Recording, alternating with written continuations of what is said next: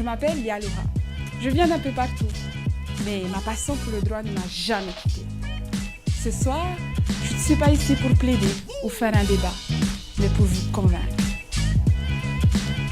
Elle ne s'achète pas, ce n'est qu'un mot, mais s'il est compris, utilisé comme il faut, son pouvoir, sa force peut retourner tout un peu, le délivrer, le ramener à la vie. J'en suis persuadée, mais c'est à vous de voir.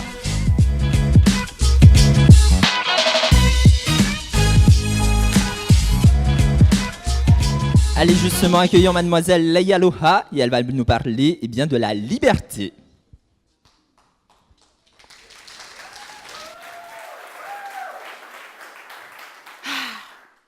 La liberté. Faire ce que l'on veut, quand on veut et où on veut. La liberté, c'est l'état de celui qui n'est pas esclave, de celui qui jouit de ses droits, ou, mon préféré, le pouvoir de se déterminer soi-même. Moi, j'ai toujours cru que la liberté, c'était ne plus dépendre de mes parents. Ne plus aller à l'école tous les jours de la semaine, mais choisir quand je voulais y aller. Et, je dirais le plus grand de tous, manger ce que je voulais, ou bon me semble. Et oui, parce que quand j'étais plus jeune, mon père avait des zones. Chaque zone dans la maison était réservée à des activités spécifiques. Par exemple, de retour de l'école, je sais exactement ce que je devais faire, car à la seconde où je franchissais le pas de la porte, j'entendais ma mère me dicter mes gestes futurs. Elle anticipait. Tes chaussures, tu laisses dehors, hein? Ton sac, dans la chambre, voilà. Le linge sale, dans la salle de bain. Tu vas aller baigner, tu vas faire tes devoirs. Dans la cuisine, pas dans ta chambre, je te connais. Tu ne les ferais pas. Vous parlez de liberté? Pour moi, c'était de la souffrance. Mon papa, lui, il est fidèle à ses zones, celles dont je j'ai parlé un peu plus tôt. La chambre, c'est pour dormir. La salle à manger pour manger. Le salon pour se détendre. Les toilettes pour... Mais, au grand jamais, il n'était autorisé, de manger dans un endroit autre que la salle à manger.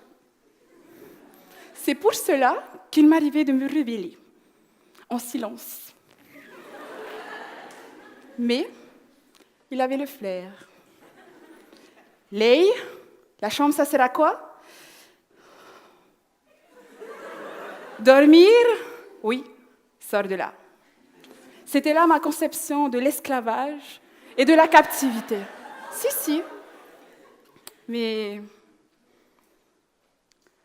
avec le temps et en prenant du recul, j'ai compris pourquoi mes parents conditionnaient mes agissements.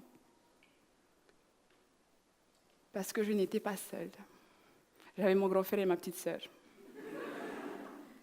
Vous savez, de même que mes parents me posaient des limites, il y a des limites à la liberté. Elle est limitée par le respect. Les respects.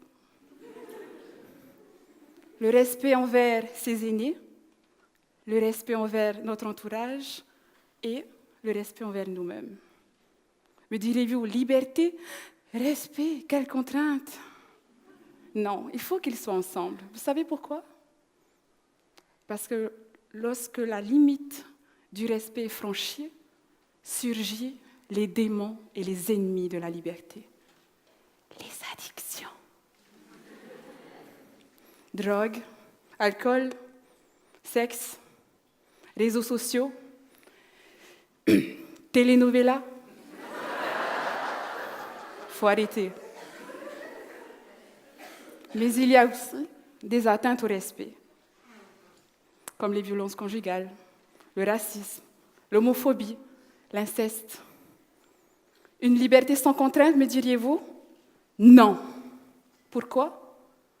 Une liberté sans contrainte, c'est laisser des gens faire ce qu'ils veulent et prôner leur liberté pour justifier leurs actes ignobles, Pas question. Vous savez pourquoi je parle de ce thème ce soir? Parce que j'ai une petite fille. Je suis mère. Et je veux que lorsqu'elle grandit, elle sache qu'être libre, c'est s'exprimer. C'est véhiculer des messages inspirants. Qu'être libre, c'est réaliser ses rêves. La liberté, oui, elle suppose des contraintes, des limites, des interdits, mais pas que. C'est aussi l'acceptation, le partage des cultures et des traditions. Mais bon, ça, c'est moi qui le dis, bien sûr. Et vous? Êtes-vous réellement libre? Car moi, je le suis.